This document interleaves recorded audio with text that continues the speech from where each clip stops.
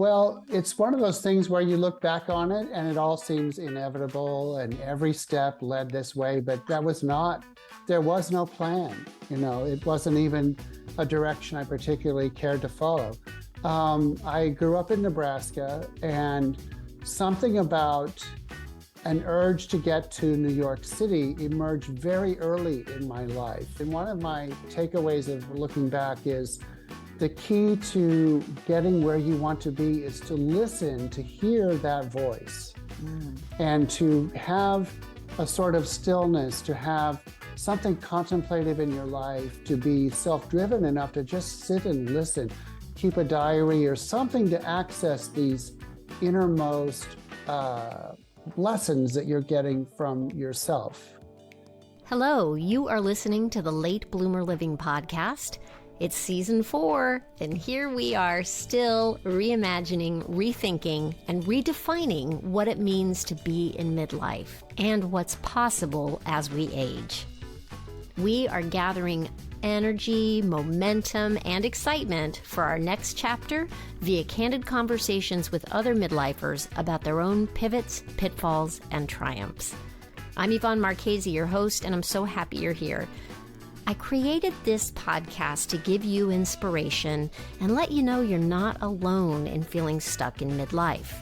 Both men and women are welcome here, but if you are a woman, I also invite you to join the Age Agitators Club for Women, where we come together monthly to hatch our plans for making waves as we age. Being part of this community for women will remind you on a regular basis that you're not too old, and it's never too late to do that thing you've been thinking about. You can find more information at latebloomerliving.com/community, and I hope to see you there. Hello, my friend. I hope you're doing great. It's late January. How's it going? I have to tell you, the beginning of my year has been a little nutty. My father passed away December 28th. I wasn't sure I was going to talk about that today, but there it is.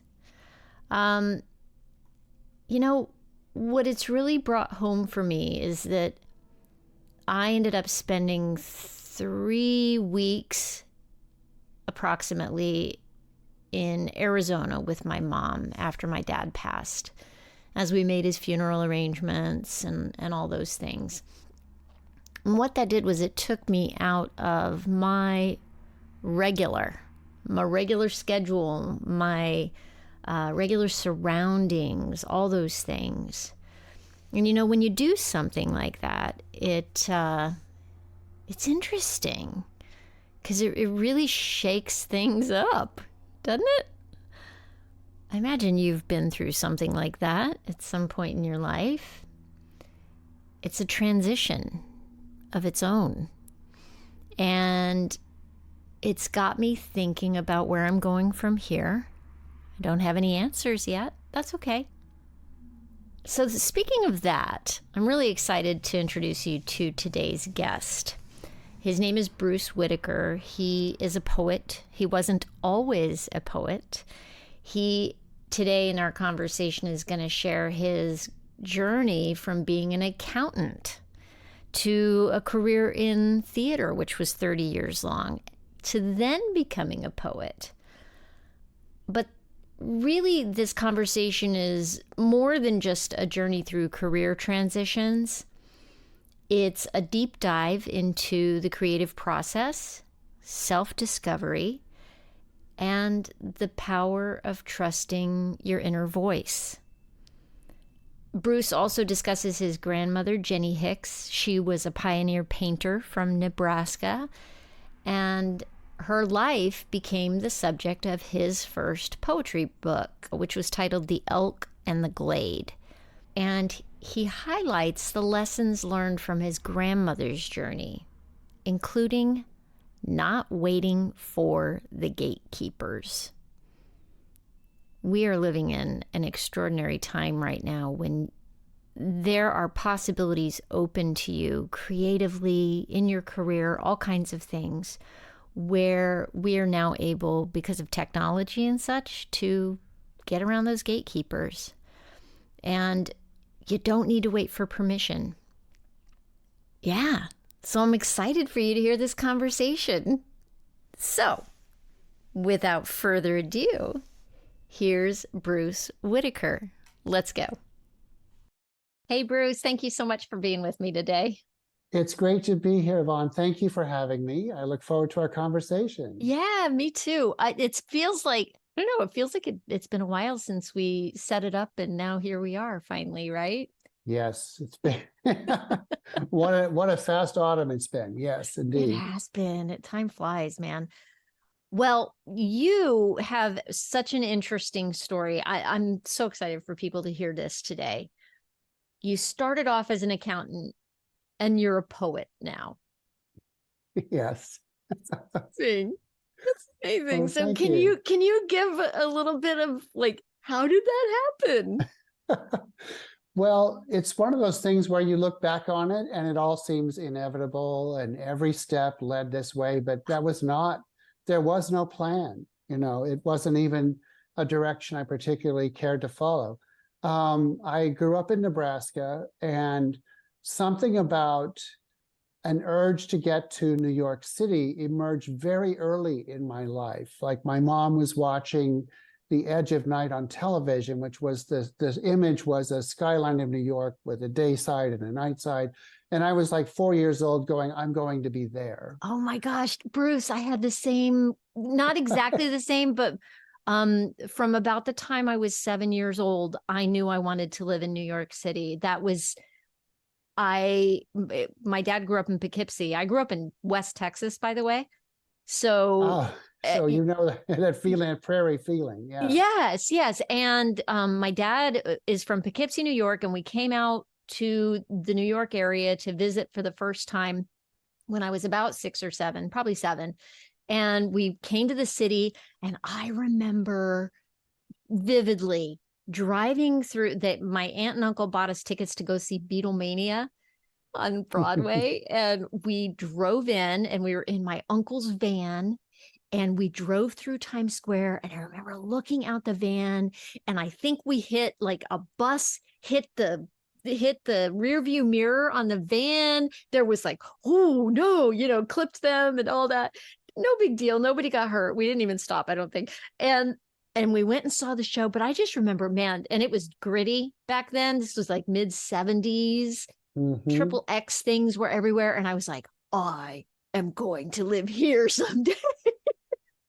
Well, that's exactly. I first came to the city in high school in the early 70s, and it was exactly that. The subways were, we would say now they're canvases for art, but at that time they were shocking to a kid from the sticks. And I had to be here. And, there was eventually the blackout and the riots, and everybody's like, how can you move there? And I was like, that's even better.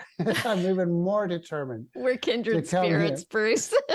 And so, but I think there was a kind of urge. And one of my takeaways of looking back is the key to getting where you want to be is to listen, to hear that voice, and to have a sort of stillness, to have something contemplative in your life, to be self-driven enough to just sit and listen, keep a diary or something to access these innermost lessons that you're getting from yourself. And the first lesson that led me here was, you've got to come to New York. So I chose accounting because coming out of University of Nebraska, it was a highly portable degree, which proved to be the case. I came here, then I moved to Rome, all on that degree, and garnered enormous life experience, even though it was a total sidetrack in terms of what I wanted to do on a daily basis. But listening, as you did, listening to that inner self telling you where to go is, I think, the first lesson I look back on and say, at least I had my ears open, and that was really important. Yeah. Oh my goodness. So how old were you when you first moved to New York City? 22. 22. Just and I had a job. I got hired already. So I didn't come here. I came here with a suitcase and the boxes, but I already had a job. And that was coming from the kind of background. My dad was in college when I was born. We lived in a trailer house. We had 2 younger brothers. that's the way it had to be. You know, I could not come here and have mom and dad pay for 3 months of auditions or whatever. Mm-hmm. You know, to get there, I had to get myself here with a job, or it just wasn't going to work. Yeah. Yeah. Wow. Wow. Wow.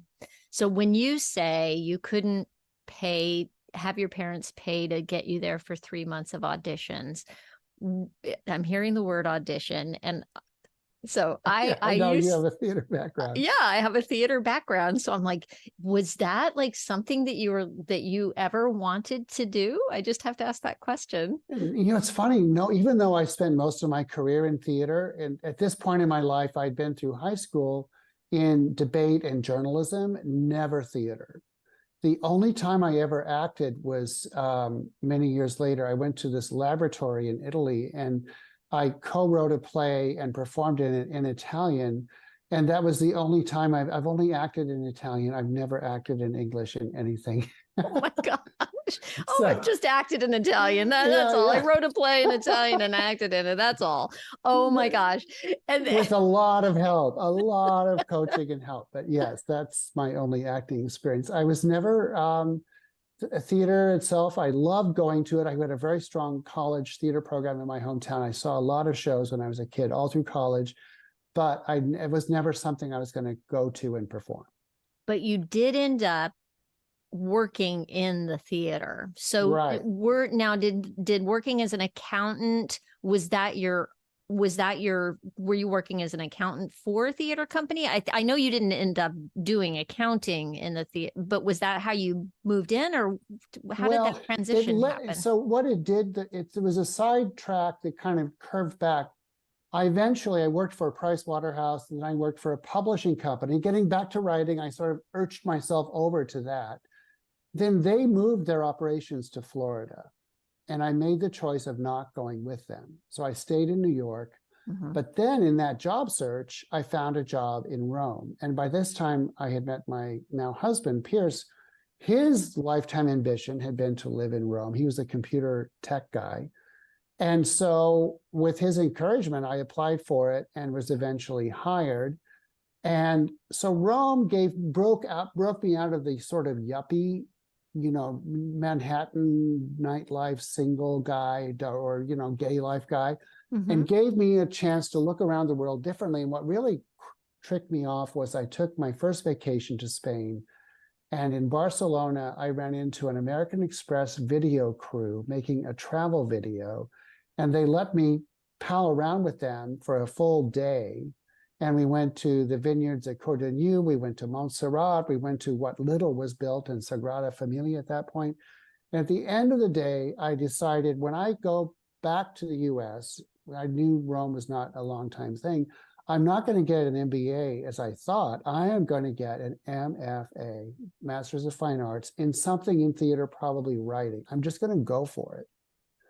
So the accounting brought me to a place where I could really open up and say, okay, this was such an ordinary experience being with these people. But, you know, when you're a siloed accountant and everybody's an accountant, or you're a bureaucrat in Rome and everybody's a bureaucrat in Rome, and then all of a sudden there's a camera guy and a voiceover guy and, you know, a consultant who's leading them around this strange city, and they're all really cool and they're fun. You just kind of find a new world and you want to step into it. Wow. So you ended up at NYU, right? So I applied, and I applied to 3 schools: Columbia, Yale, and NYU. I got into NYU, and we had this choice where we're going to stay in Rome and give this chance up. But Pierce agreed to leave his dream city and come back to New York, and I got an MFA in dramatic writing, which was, my thesis was a screenplay, but I wrote a lot of plays, and started reading plays for the Eugene O'Neill Theater Festival and other places. And that got me my job at Manhattan Theater Club as a literary manager. And then you ended up having a career in the theater for how many years was that? Almost 30, well, 30 years, really. 30, I yeah. started there. I was there for 5 years. I went to Los Angeles and read scripts for Kennedy Marshall, which is a fabulous production company. and then came back to New York and was managing director of Signature Theater, which is an off-Broadway theater here, and then took a job as executive director of what was later called Theater Forward, which is an alliance of 20 major regional theaters working on corporate sponsorships. So they were all wonderful jobs. I was really lucky to get every one of them, but they weren't about writing primarily. So Right. they were still getting, closer and closer. There was a lot of writing in all these jobs, especially my last one. We did research projects, we did proposals, we did galas with scripts, speeches. There was a lot of storytelling in that job. Yeah. So that was Wow. that sort of hunger was being fed a lot there. So so like when did poetry, like, did that just land on you? What happened? Well, it started, I trace it back to when Jackie Kennedy died. They read a poem called Ithaca by Cavafy, an Egyptian Greek poet, at her funeral. And it's a really fabulous poem about a life's journey. And I was flying out. Pierce had moved to Los Angeles. We were bi-coastal most of the 90s, so we flew out to LA. And I got a book of his poetry and read it. And I had never read poetry quite like that. He has a very unique voice, but it opened up the possibility of what poetry could be for me. And I read almost no poetry up until that point. In fact, when we were in Rome, a friend of ours came in, we had all these books. We had 30 boxes of books we'd shipped over to Rome. There was hardly a book of poetry in any of it. Tons of theater, everything else, but no poetry.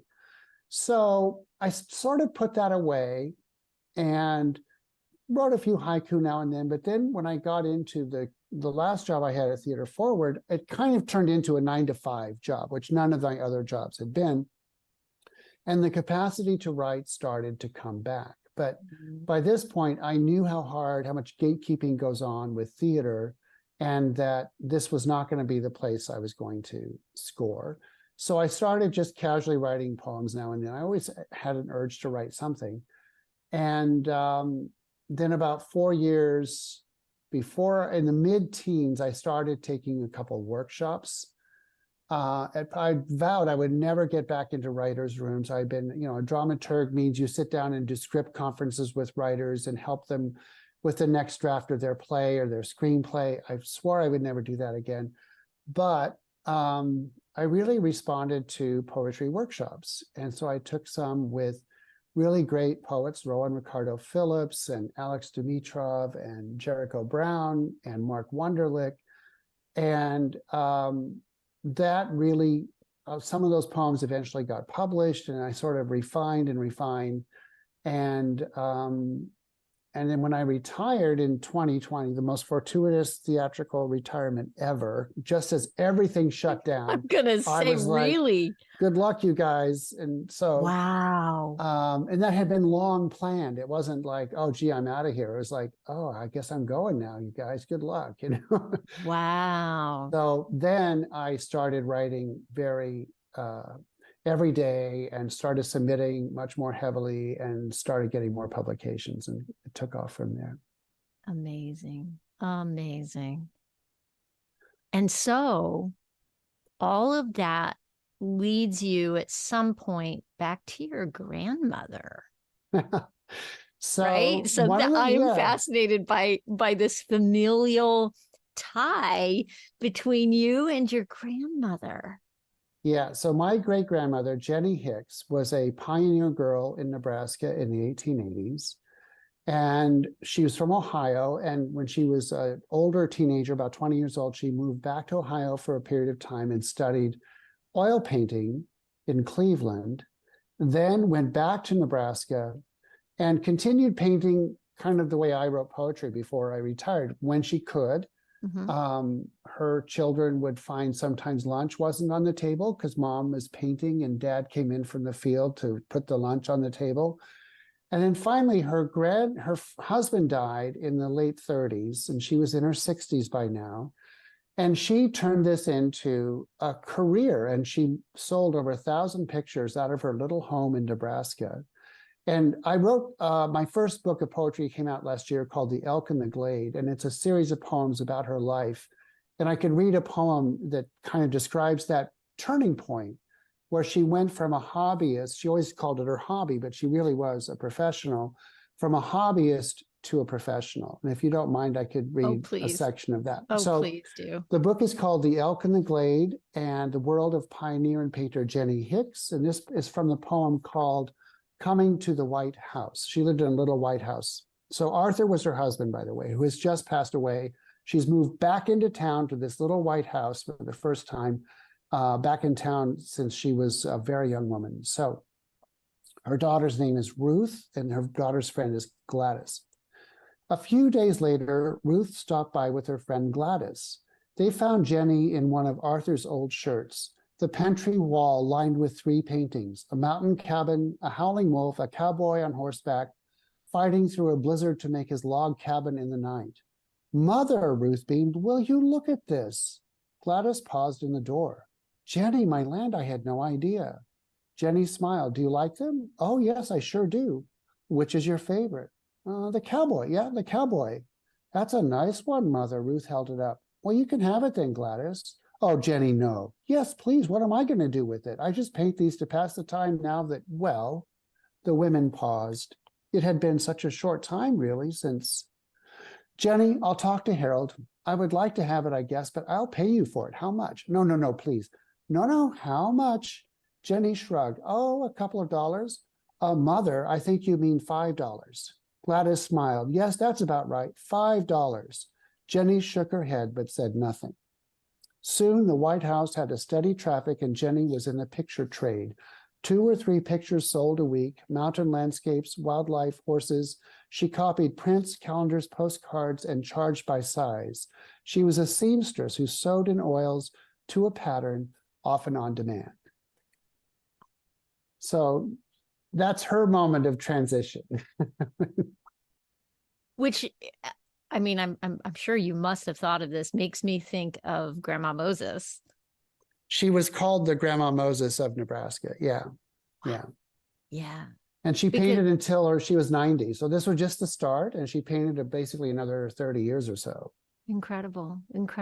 And it, that whole story, that little bit that you just read, man, it's making me think of a very talented friend of mine who took up some abstract acrylic painting and was prolific for some time there, and would post them to Facebook, and then people would say, oh, it's beautiful, including me, it's beautiful, and wouldn't sell them, would only give them away, and couldn't see the value in their own work, which is incredible. And I'm glad that she was talked in to selling her painting.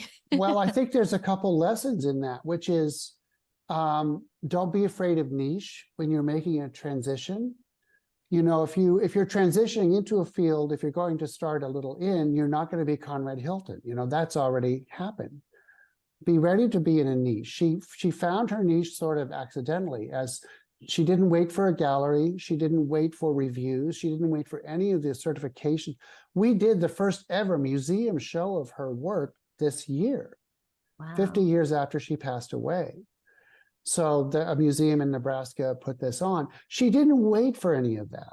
And so don't let the gatekeepers hold you back is a very critical lesson. When you can get through them, great. That gives you the momentum to go on. But, and you know this from theater, the fewer gatekeepers you have to jump through, the better. And that's what Jenny found a way. Sell out of the home, paint what you want, be open to what sells. Landscapes that were all mountainscapes, not prairiescapes. And so that's one of the things that I learned from her life. Amazing. And her transition.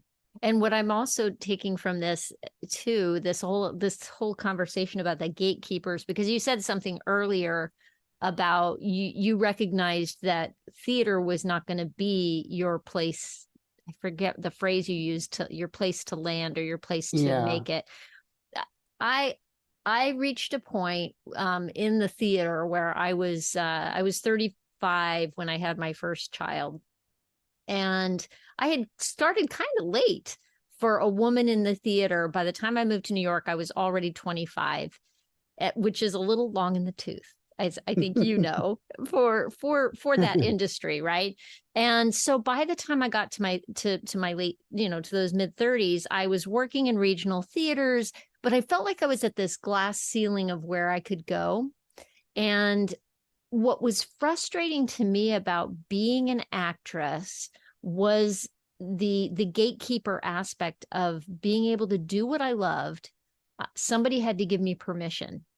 Somebody had to cast me in a play in order for me to do what I loved to do. And so many years later, when I found a camera and started, playing with that aspect of creativity, what was wonderful about it was that whether or not anybody ever hired me to be a photographer to shoot family photos or anything, I could always pick up my camera and point it at something that I thought was beautiful and try to take a great picture. And I think with poetry, you get that flexibility as well of being able to do your art that is not, theater is wonderful because it is collaborative, but it is collaborative.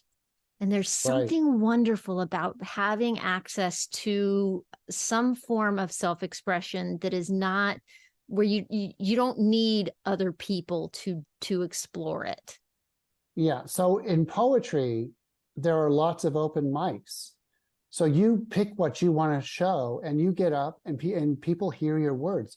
In theater, as a playwright, you had to go through so many processes to have a reading of your work and people hear your work. Yeah. And the internet has been fantastic to poetry. I think it's one of the reasons that there's really been a boom in it, because you don't want to post too many things that you want eventually published in a bona fide journal because it's considered pre-published. But the electronic sharing of something once you do get published expands it beyond what often the publisher can do. How many copies of a journal are sold versus how many people on my Facebook feed see that poem when I put it out there after the journal publishes it. So this whole interaction of a single short piece of work that can be read, it can be printed, it can be shared, it can be texted, is so much more viable for me at this point as a mode of expression. And I just found, as I learned more and more about it, I'm continuing to learn. I took a workshop on Sunday. The flexibility in poetry lets it do almost anything. Like, this was a narrative poem. This was basically a play in line. It struck. I could see your playwright background in what you read. Absolutely, and we're going to do an audio book of this at some point. It's very listenable as that. And so that's one version of poetry. And then there's lyrical poetry. And I write haiku every day, which is a great little exercise for compression and word choice. So there's just so many dimensions to poetry that I enjoy playing with. I never tire of it. Amazing. Yeah. It's just endless what you could plumb the depths of it. Right. And I have to say that whole idea of the internet and social media being good for poetry, I hadn't really thought about it, but I don't know that I would know the work of Mary Oliver if it weren't for social media posts with snippets of her work or, a whole poem. And she has become one of my favorite poets. Just because she's been shared by people that are in my sphere, Yeah, exactly. So, and that was during the pandemic. I started getting things published. There were calls coming in for pandemic related poetry. And so things started getting published very quickly. I had a wonderful 2020 of special order poems that got picked up, and there's also a chance to process my own experience of the pandemic very quickly.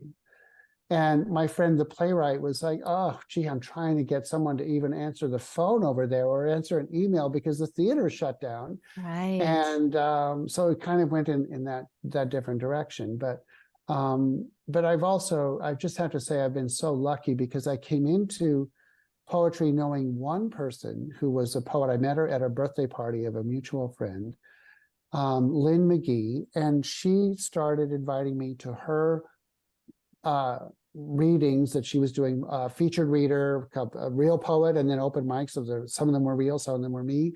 And then gradually I met everyone else, including the publisher of my next book, through that network. And so now, very quickly, in 3 or 4 years, I feel as embedded in the poetry world of New York as I was in the theater world as a literary manager. That's incredible. At a very top theater. So it's just, it's a very warm and embracing community with a lot going on, and it's been thrilling to step into it.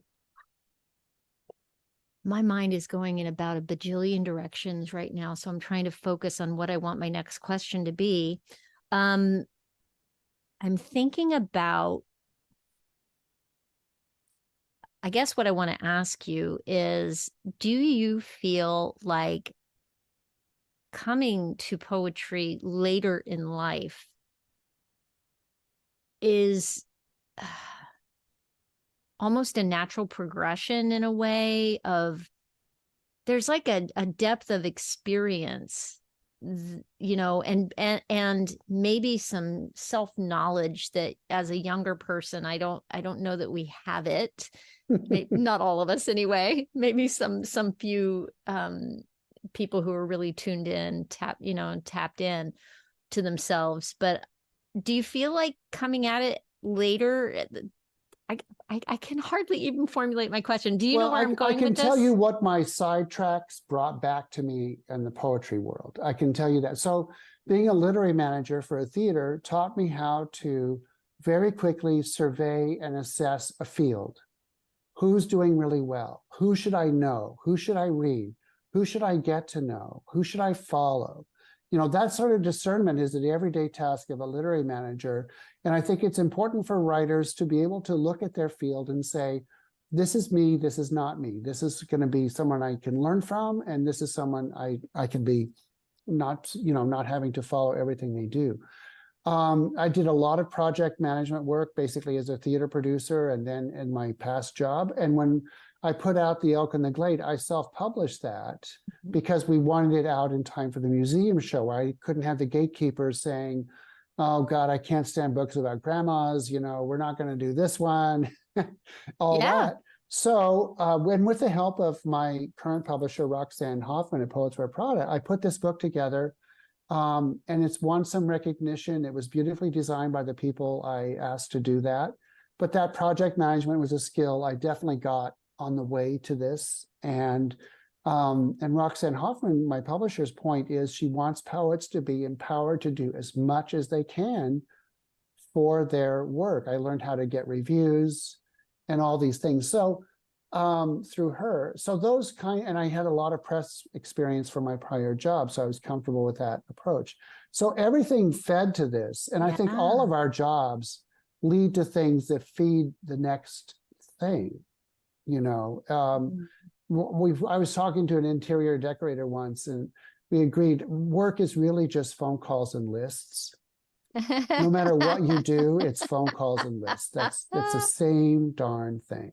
Oh my gosh, I love that. I love that. Boy, that's nothing said was ever truer, I think. So, you just you have to know what to say on the phone. That's all.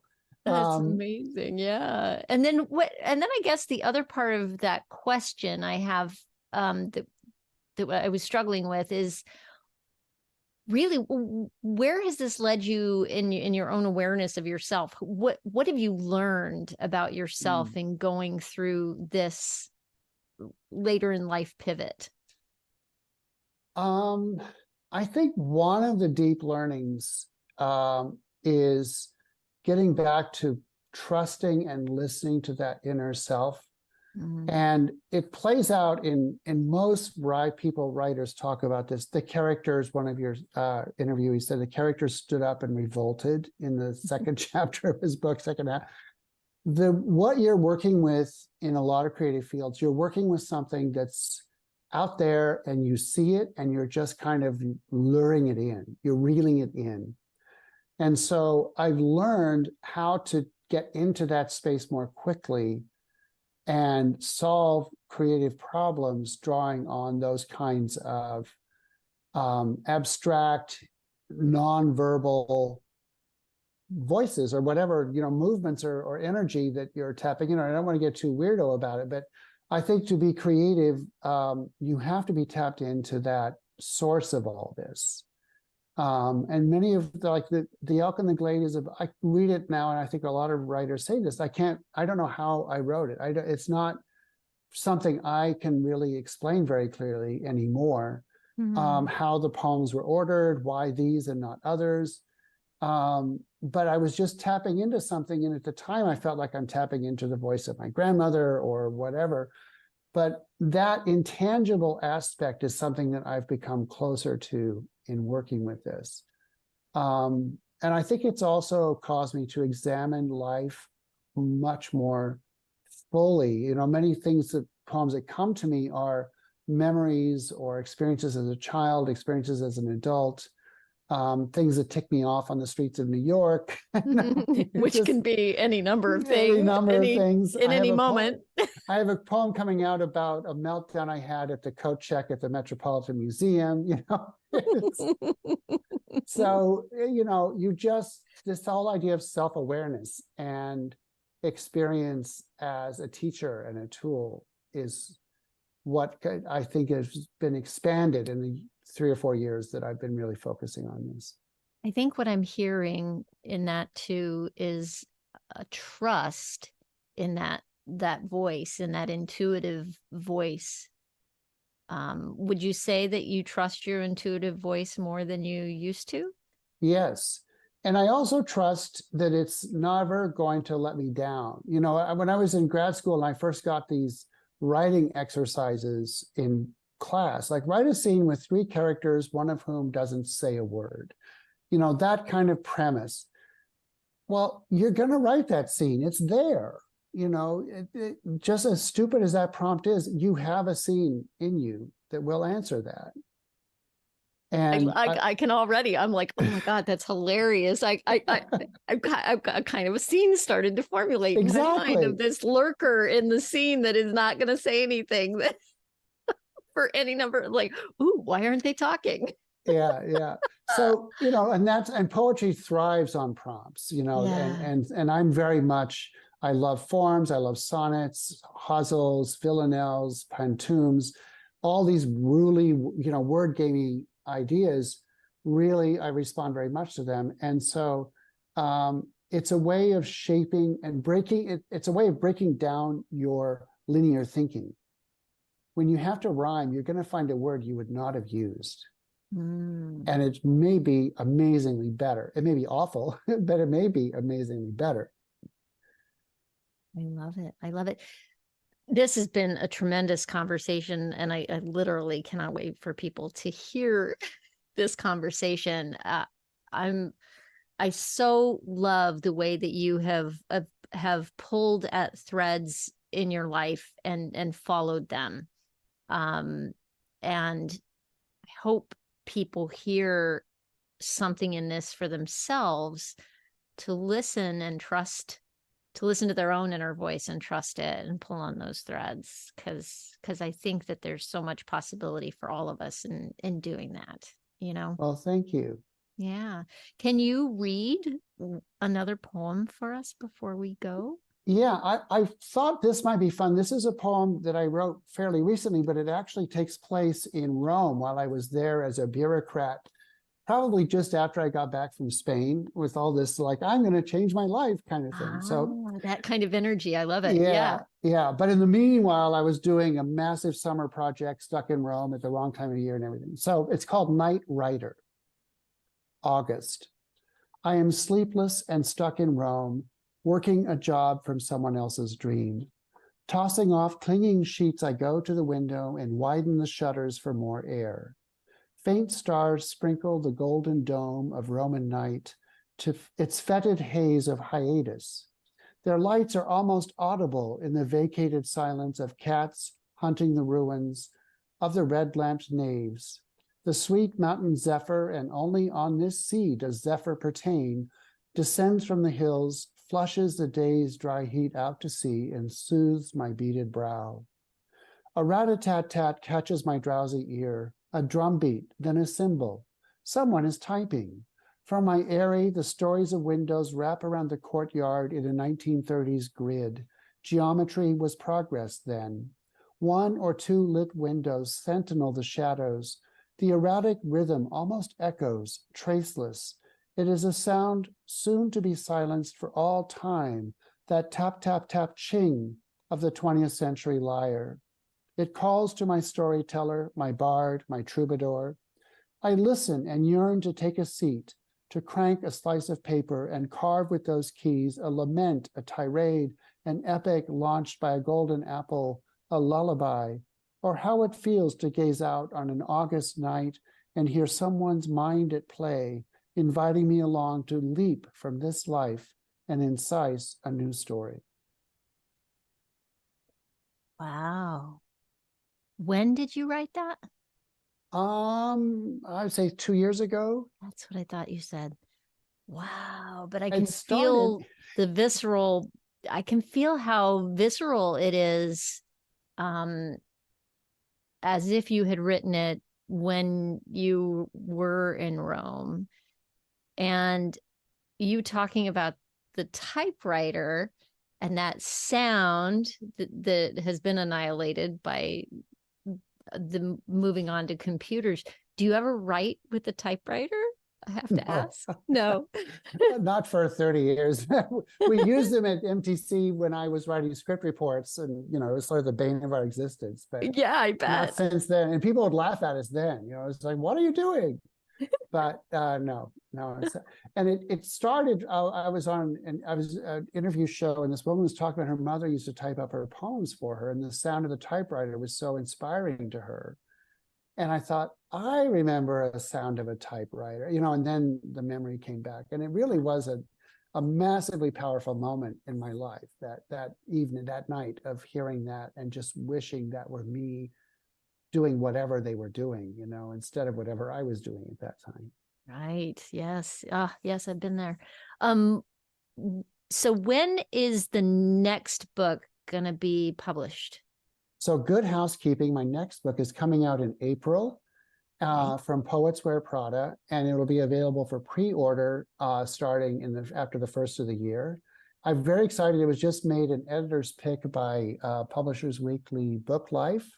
So I'm very excited about that. Yeah. Elk and the Glade was also an editor's pick. So that's 2 for 2 now. And I'm very happy about that. That's amazing. Congratulations. Yeah. So I'll be doing a lot of readings, and we're looking for some commercial partnerships with the readings, like housekeeping, stores that have businesses in that area. I want to do some things around that. So I love that. My old sponsorship world from exactly. See, pulling all the experience from past lives forward into material. This one. There you go. There you go.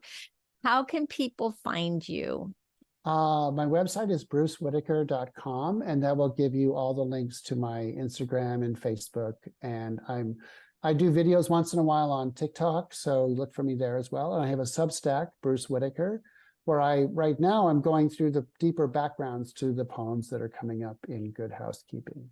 Very cool. Very cool. Well, I will have all the links to all the things in the show notes. And thank you so much for spending time with me today. I've loved this conversation. Yeah. Thank you so much for having me. And I just, as you can tell, this is you speak the values that have driven my life. And I'm so happy to be part of your effort to share these kinds of stories. Thank you, Bruce. I really appreciate that. You're welcome. Thank you. Well, there you have it.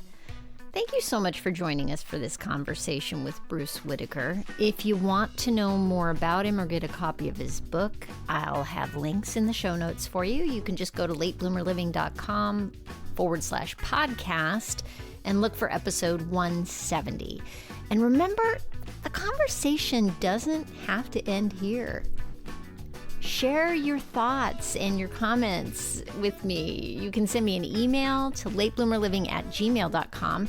Get in touch with me on social media. I'm there on Instagram as Late Bloomer Living, and you can always join the email list for weekly updates to be sure you never miss an episode. I am always wanting to hear from you with your feedback, your ideas. Just get in touch. I love it.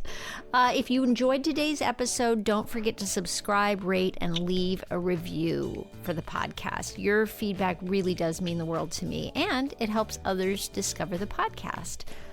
So until next time, my friend, stay curious and inspired, and always be blooming. I hope you have a fantastic week. Stay safe and well. Talk soon.